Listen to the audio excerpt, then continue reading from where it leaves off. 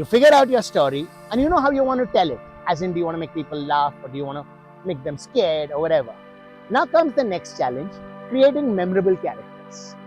Creating characters isn't hard, but creating memorable characters, the ones that you can't forget, ones that stand out from the pack, from generic stereotypes, that's a hard ask. Think about it, you've seen so many movies and series.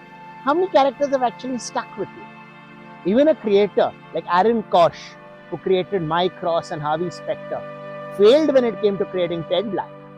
Now, since this is such a big challenge, we're going to take a few sessions on this. Number one are the don't do's. Now, we already know what the character wants to accomplish. That comes from the story. But that still doesn't define who the character is. So what we need to avoid are the labels. For example, professions. Like saying he's an honest cop, or she's a ditzy socialite, or he's a ruthless businessman.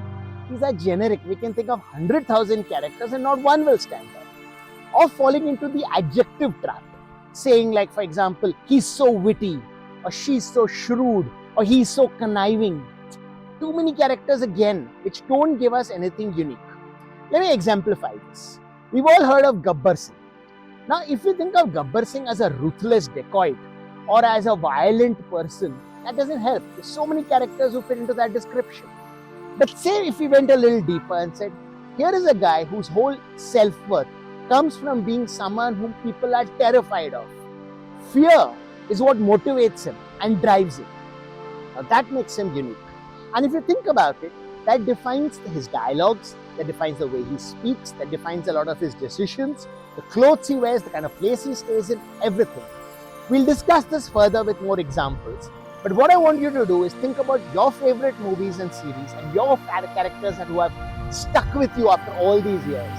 And think about, why did they stick with you? Why do you remember them still? See you next time.